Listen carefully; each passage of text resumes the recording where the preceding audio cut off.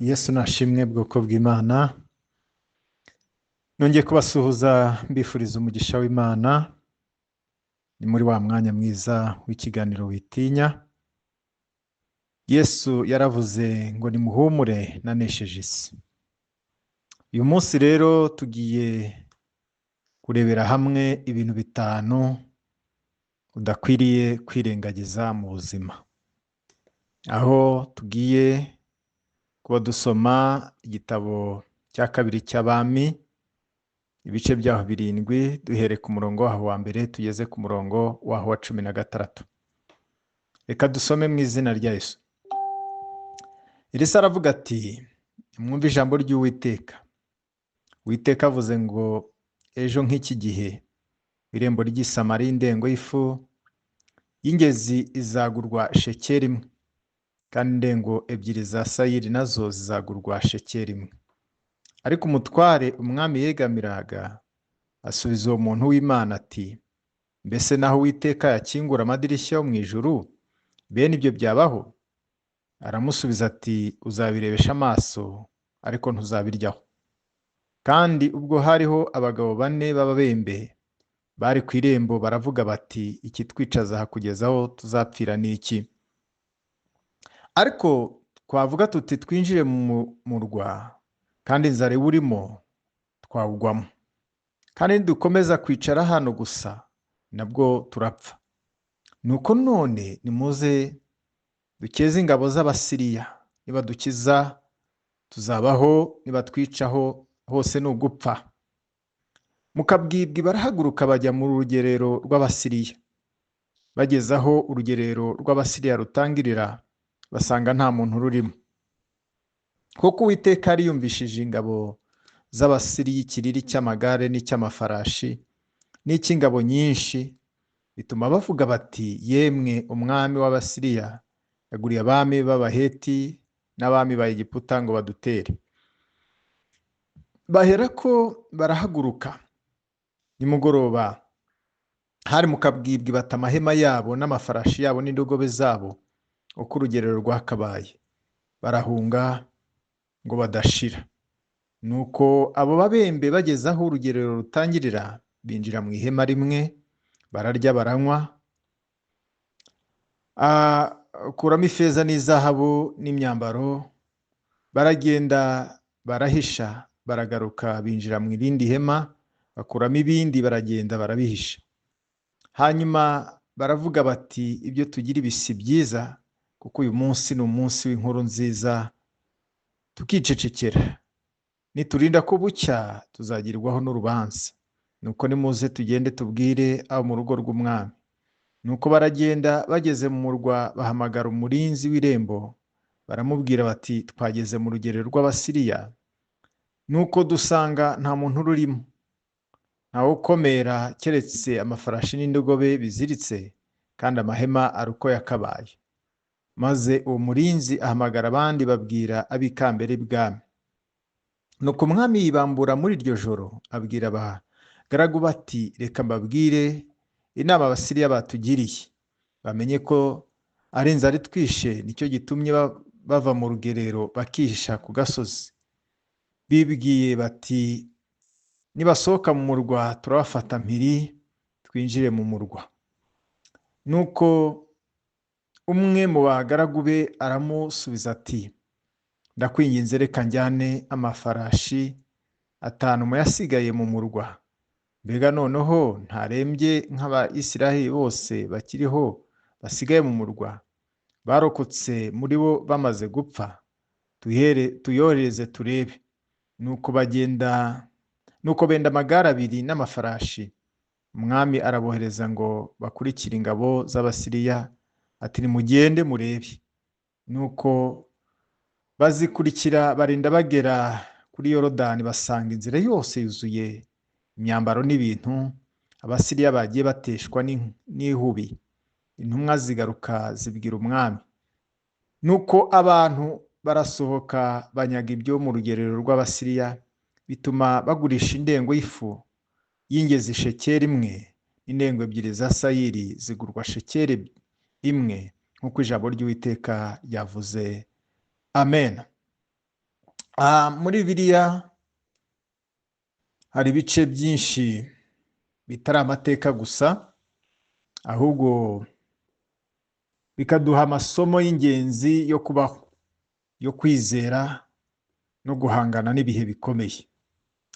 Iyi nkuru rero dusanze mu gitabo cya kabiri cy'Abami, ibice 7 kugeza umurongo wa 16, iratwereka ko Imana yashoje igihugu cyari cyuzuye inzara, cyari cyuzuye ubupfu, cyari cyuzuye ubukene mu buryo butunguranye.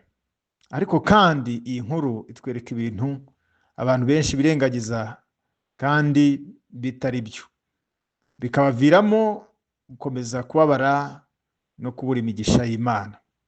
Reka rero muri iyi nyigisho turebere hamwe ibintu 5 umuntu adakwiye kwirengagiza mu buzima bwe. Reka turebe icya mbere hano tureba, ntukirengagize ijambo ry'Imana. Elisa yaravuze ngo nimwumve ijambo ry'Uwiteka. Aravuga ngo uku ni ko Uwiteka avuga. Ejo nk'iki gihe imfatiro ngo shekeri izagura, ifu y'ingano izagura shekeri imwe. Ibi ngibi abivuga ahamanya n'ijambo ry'Imana. Ijambo ry'Imana rero rihindura ibintu, nubwo ibintu bisa n'ibyananiranye. Igihe Imana ivuze byose birashoboka. Nubwo i Samariya yari mu bihe bibi cyane, Elisa yavuze ijambo rihabanye cyane n'ibyabonekaga. Iri jambo ry'Imana ryaje mu bihe bidasanzwe, rinyuranyije n'ukuri kw'amaso, ariko ryari ukuri kuva ku Mana. Rero kwirengagiza iri jambo ry'Imana ni kimwe bintu bituma ubuzima buhagarara. Iyo wirengagije iby'Imana yavuze mu ijambo ryayo, mu mwuka wayo no mu byo yavuze mu bahanuzi, uba wikururira ibibazo. Rero abantu benshi bashobora kuba barumviza amagambo y'ihumure n'amasezerano y'Imana, ariko bakabyita ubusa kubera ko ibihe barimo bimeze nk'aho bitandukanye n'ibyo bumva. Ariko hari igihe Imana ihindura ibintu byose mu kanya gatoya. Irinde rero kwirengagiza iby'Imana yavuze, byubahe, ubyizere, ubyemere nubwo waba uri mu icuraburindi cyangwa se mu bihe bisa naho bihabanye n'ibyo ubona mu cyo Imana yavuze. Ikintu cya kabiri udakwiye kwirengagiza, ntukirengagize kwizera kwawe. Aha twabonye umwe mu batware ngo umwami yegamiraga. Uyu nguyu ahinyura ibyo umuhanuzi yavuze. Uyu mutware ntiyemeje ijambo ry'Imana, ahitamo kwishingikiriza ku byabona gusa. Rero kwizera ni urufunguzo rwo kubona iby'Imana yavuze. Iyo uretse kwizera, uba uciye inzira cyangwa se uca intege cyangwa se ugacibwa intege n'ibigaragara. Kwizera rero ntabwo ari ukureba, ahubwo ni ukwemera ko iby'Imana yavuze ari ukuri, nubwo ibintu byaba bigaragara binyuranye n'ibyo Imana irimo ivuga muri icyo gihe. Rero bivuze kwirengagiza kwizera, bivuze guhitamo kubaho ushingiye ku bwoba, ushingiye mu gutinya n'ibyo ubona gusa. Nyamara kwizera kuzana ibisubizo bitangaje. Rero hari igihe uba usigaye uri wenyine, ubona ibintu byose bisa n'ibinaniranye, ariko kwizera kugutera imbaraga zigukomeza. Hari igihe rero wumva abantu bavuga ko bidashoboka, ariko kwizera kukwereka ko ku Mana byose bishoboka. Rero inama iri hano, ihatire kuguma ku kwizera no mu bihe bikomeye. Kwizera kwawe ni intwaro yawe yo gutsinda. Rero ikintu cya gatatu nanone udakwiye kwirengagiza, ntukirengagize amahirwe akomeye agaragara mu bantu cyangwa se mu bintu bisa naho bidafite umumaro. Aha twabonye ababembe bane. Aba babembe nibo bazanye inkuru nziza, ariko mu gihe bari bicaye hariya bagiye inama, baravuga ngo ikitwicaza hano ni iki? Nitujya mu murwa ni ugupfa, nitujya mu Basiriya naho ni ugupfa. Ariko bagira inama, barangije barahaguruka. Rero iyi nkuru twereka abantu b'ababembe bane bari barirukanwe, kuko muri iki gihe ababembe bajugunywaga, bashyirwaga inyuma y'umurwa, bagashyirwa ukwabo, bagashyirwa mu kato. Hanyuma rero mu gihe bari mu kato nta muntu ubageraho, ntabwo bitayeho na gato ku bihe bari barimo, nubwo nta wari ubitayeho, nubwo inzara ari mu murwa ababo yabagezeho kurusha abandi cyane, kuko n'abari mu murwa nta buzima bari bafite. Ariko abangaba nibo Imana ahisemo gukoresha ngo izane ubutabazi. Bari barajugunywe, ariko nibo babaye igisubizo mu gihugu. Rero abo bantu ntibari bafite aho bagana, ariko kubera icyemezo cyabo cyo gukora iki gikorwa bahinduye amateka y'i Samariya. Icyo twavuga rero, hari amahirwe menshi aza mu ishusho y'ikibazo cyangwa umuntu wateshejwe agaciro. Hari igihe igitekerezo cyoroshye cyangwa umwanya w'agaciro gake ugahindura ubuzima.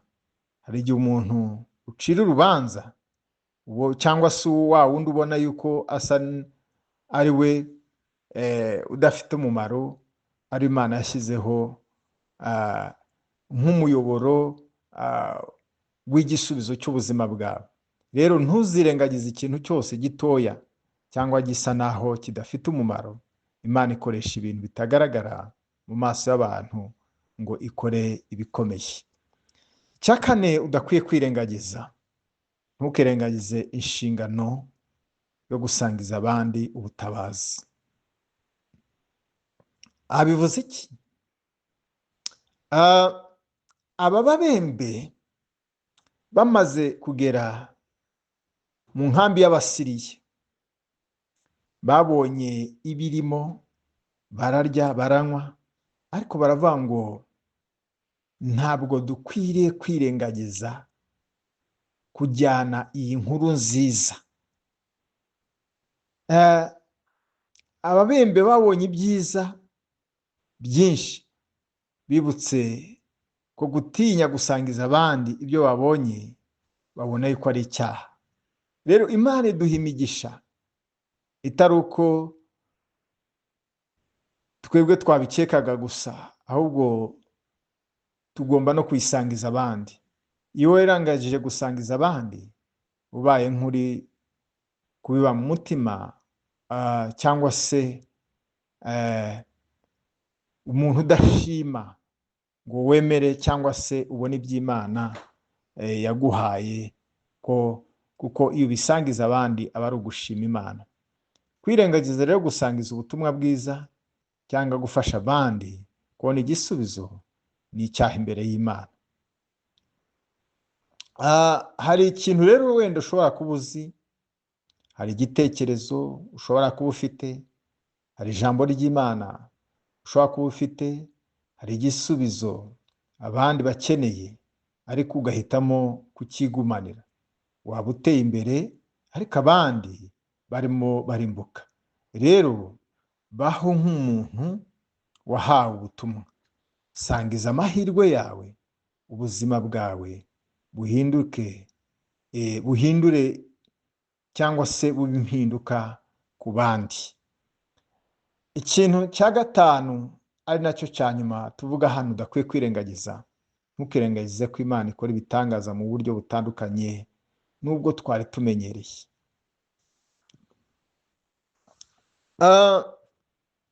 Aha turabona Imana yateye umuvurungano, cyangwa se Imana yumvikanisha amajwi, yumvikanisha n'imirindi, hanyuma ingabo, urusaku rw'amatwi y'Abashuri bumva ko barwanye n'ingabo nyinshi. Aha bariruka, si urugamba rw'amasasu, si inkota, ahubwo ni urusaku rw'Imana yateje. Rero kwirengagiza imikorere y'Imana ishobora gutuma utabona ibitangaza byayo. Imana ikoresha uburyo butangaje, kandi ikoresha uburyo ibishoboka n'ibidashoboka byose ikabikoresha. Wenda wari utegereje ko Imana igukiza ubukene binyuze mu kazi runaka, ariko Imana ishobora kukugezaho ubutunzi binyuze mu gitekerezo. Umuntu cyangwa igikorwa wendaga kwirengagiza wowe ubwawe ukabona yuko atari ikintu gifite umumaro, ukabona yuko nta hantu cyakugeza, ukumva icyo gitekerezo ni igitekerezo kije ariko nta hantu kigana. Rero ibyo byose Imana irabikoresha. Rero ntukirengagize ko Imana, kandi ntukipime ngo wipimire Imana mu rugero rw'abantu. Reba kure, itegure imitima kwakira ko Imana ishaka gukorana nawe. Rero turangiza ahangaha, twabonye muri iki gice cya 7, igitabo cy'Abami ba 2:7 7:16 avuga ko Elisa ibyo yavuze byose nk'uko yabivuze byari bitunguranye, byabaye ukuri. Ariko ntitwakwirengagiza ko Imana nk'umutware w'umwami wizeye ari Imana ibasha gukora ibikomeye. Rero reka dusoze muri uyu mwanya n'iri sengesho, dusubiranemo iri sengesho. Vuga ngo Mana yacu isumba byose, turagushimira ko ari wowe dukesha ubuzima, ibisubizo n'ubutabazi. Turagusabye kutabaho mu buzima bwo kwirengagiza ukuri kwawe.